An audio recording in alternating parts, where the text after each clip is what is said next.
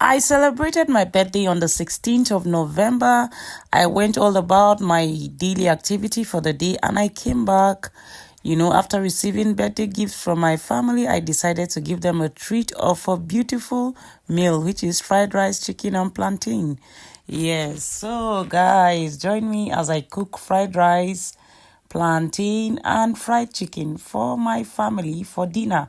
As you can see, please pardon this video. I took this video, there was no light, but I needed to, vlog this. So this is me frying my chicken and making all preparations for my beautiful fried rice.